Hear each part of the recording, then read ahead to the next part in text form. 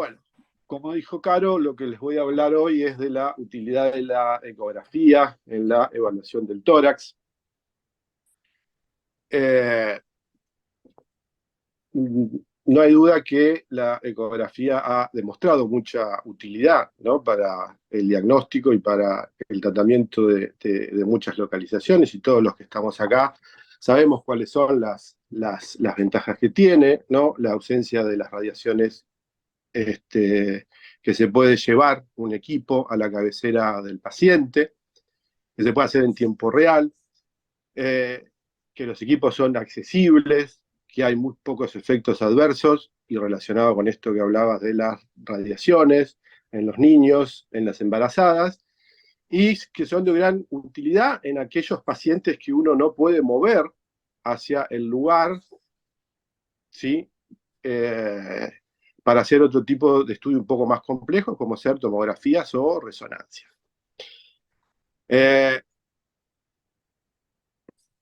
Sin duda que en lo que tiene que ver con las enfermedades torácicas, el método de estudio, ¿sí?, y el gol estándar es la tomografía computada. La idea de la charla no es mostrar la ecografía como una competidora de la tomografía computada, sino más que nada como un método alternativo que en determinadas ocasiones nos puede dar mucha información, sobre todo en estos pacientes, digo, ¿no?, que están, por ejemplo, internados en unidad coronaria, terapia, o pacientes que están en la guardia, en el shock room, y uno quizás no puede movilizarlos. La ecografía es una herramienta más que útil, ¿sí? Había un libro de medicina interna, el Harrison, que hablaba de que el ultrasonido no podía utilizarse en el pulmón. Pero el tiempo demostró que no es tan así, si bien hay que tener en cuenta que el 99% de los ultrasonidos son repelidos, ¿sí?, por lo que es la interfase de pleura-pulmón, con lo cual obviamente se generan artificios, ¿no? Y no hay una adecuada propagación de lo que es el ultrasonido a través del aire. Pero la paradoja nos hace que a través de los artificios, y conocer los artificios, ¿sí?, normales del pulmón, uno pueda evaluar perfectamente lo que es el pulmón, el parénquima pulmonar.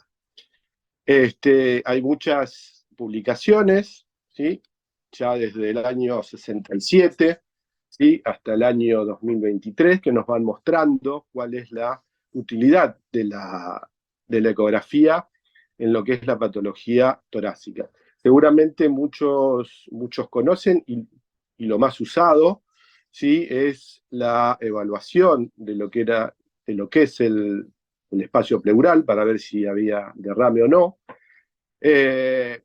Hubo como un boom justo con la epidemia de COVID, en donde se empezó a desarrollar un poco más con el tema de las líneas B, pero hay muchas más utilidades para la ecografía torácica en general. Y voy a intentar mostrarles en una forma rápida cuáles son las principales utilidades, yendo, por ejemplo, desde lo que es lo más externo, o sea, la pared torácica, hasta llegar a las partes más internas, obviamente hasta el parénquima pulmonar, pasando por las estructuras óseas, mediastino, y a lo último hablar un poquitito también de cómo nos ayuda el ultrasonido para guiar procedimientos intervencionistas torácicos. Acá estamos viendo, ¿sí?, cómo se puede hacer perfectamente una ecografía pulmonar. Después les voy a mostrar en detalle qué es lo que uno tiene que ver en un pulmón, ¿sí?, con una sonda sectorial, y cómo se puede hacer perfectamente también una ecografía pulmonar, ¿sí?, con un traductor convex. Obviamente que cuanto más superficial sea lo que nosotros estamos buscando, siempre va a convenir los transductores de mayor frecuencia. Si queremos ver, obviamente, con mayor profundidad, quizás son mejores los convex y los de menor frecuencia. Pero con cualquiera de los transductores, y esto también tiene que ver con la práctica de cada uno y cómo se acostumbre cada uno a hacer los estudios. En cuanto a la técnica, bueno, se pueden hacer sentados los estudios, se pueden hacer en decúbito supino, no hay ningún problema. Existen distintos tipos de protocolos para hacer este tipo de estudios, dividiendo el tórax, algunos por sectante, otros por, eso se hace generalmente en los pacientes pediátricos, o dividirlos en 4 cuadrantes, 8, 12, de acuerdo a los adultos. Eso depende de cada uno, son protocolos que uno tendría que tener en cuenta, y también se puede hacer el estudio sectorial, ¿sí? Y no necesariamente estudiar todo el tórax, depende de lo que uno quiera ir a buscar. Los cortes que se pueden realizar son cortes transversales, ¿sí? Y los cortes longitudinales, que son generalmente entre los arcos costales. Acá simplemente una muestra de cómo se pueden dividir los distintos protocolos y las formas que podemos utilizar en los distintos decúbitos que puede tener el paciente, ¿sí? Si es que se moviliza. Muchas veces va a ocurrir seguramente en las unidades cerradas, en donde el paciente está intubado, que no se va a poder mover, con lo cual vamos a tener que hacer el estudio con el paciente en ese decúbito. ¿Qué es lo que tengo que ver normalmente? Bueno, estos son de los artificios que yo tengo que ver que son normales, ¿sí? Que son las famosas líneas A. Con el tema del COVID empezaron a aparecer o empezamos a conocer cuáles eran las líneas, que existen como 5 líneas, las A, las B están divididas en grupos, después tenemos las líneas C, la E y la Z. Igual yo les voy a hablar de las más comunes. Entonces, lo que vamos a encontrar habitualmente en un pulmón normal, ¿sí? Es a través de un corte transversal, lo que buscamos, un corte perpendicular a los arcos costales, buscamos lo que se llama el signo del murciélago, que está dado por la sombra que nos generan los arcos costales, y vamos a ver un montón de líneas paralela a la línea pleural, que es esta línea blanca que vamos a ver acá, ¿sí? Que están totalmente equidistantes una de otra y que se movilizan con los movimientos respiratorios. Eso, si bien es un artificio por reverberación, eso es el patrón normal que nosotros tenemos que encontrar en una ecografía de evaluación del parénquima pulmonar. Esto es lo que tendríamos que ver, ¿sí? El tejido subcutáneo, los músculos intercostales, las costillas, la línea pleural que se ve blanca, ¿sí? Y el pulmón, caracterizado, ¿sí? Por las líneas A, totalmente equidistantes unas de otras, ¿sí? Y que se mueven al unísono con el movimiento respiratorio. Después, estas son las famosas líneas B. Las líneas B son perpendiculares a la línea blanca, que es la pleura.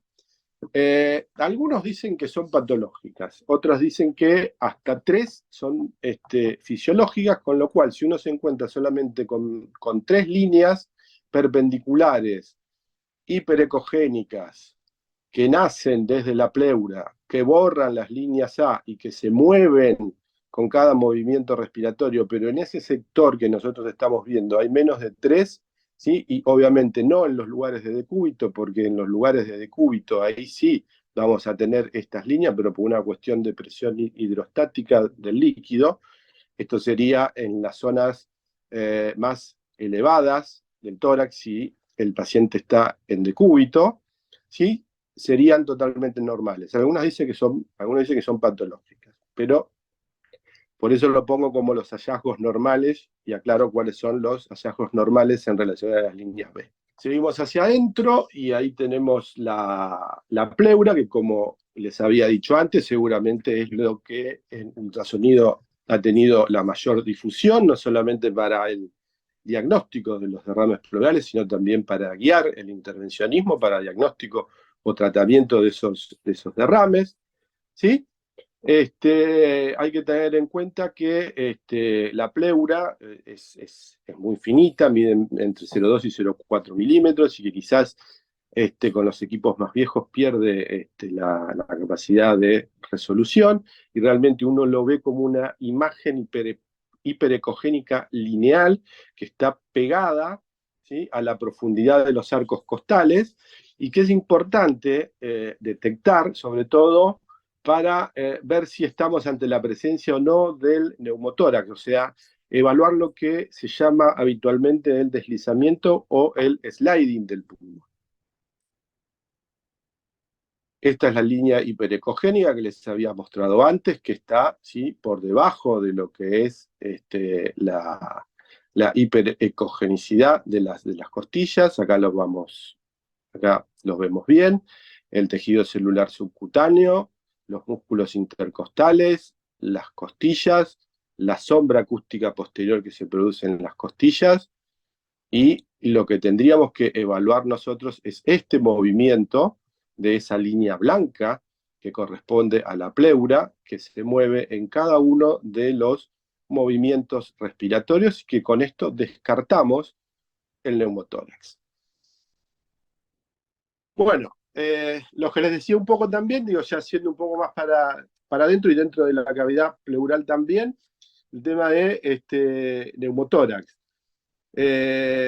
Nosotros en el hospital, y eso voy a hablar un poco más después, digo, con el tema del intervencionismo, nosotros también, digo, por una cuestión de esto de que hay que hacer una punción de pulmón y el tomógrafo está ocupado y es el único equipo que hay, entonces muchas de los procedimientos intervencionistas los terminamos resolviendo, ¿sí?, por ecografía directamente. Ahora después voy a hablar de cuáles son, obviamente que no son todos, pero y hasta nos sirve, muchas veces está la práctica esa que si uno punza el pulmón, tiene que hacerle el control, ¿sí?, para ver si no hizo un neumotórax. Nosotros, mientras hacemos la punción, con la ecografía podemos detectar realmente si hicimos o no un neumotórax, con lo cual no necesitamos ni siquiera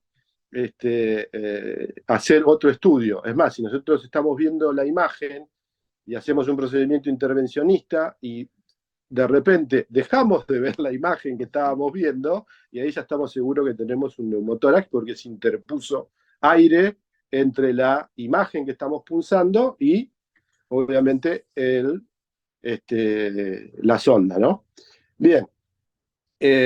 Lo que vamos a encontrar o qué tenemos que ver básicamente para sospechar que estamos ante un neumotórax, bueno, vamos a dejar de ver esas líneas, ¿sí?, en cola de cometa, las líneas B, y obviamente no vamos a tener el sliding o el deslizamiento de pulmón durante los movimientos respiratorios.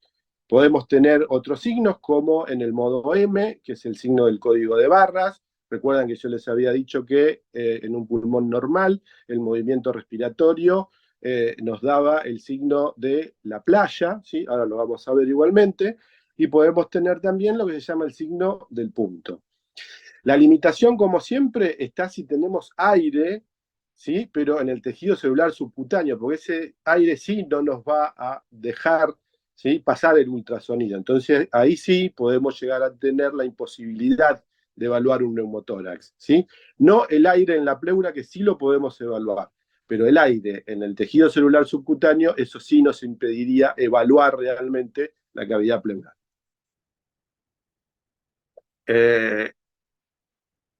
Así se vería, ¿sí?, lo que mostré antes, el movimiento normal, ¿sí?, de esa línea blanca que es la pleura con cada movimiento respiratorio, y en el neumotórax, fíjense que esa línea blanca no se mueve.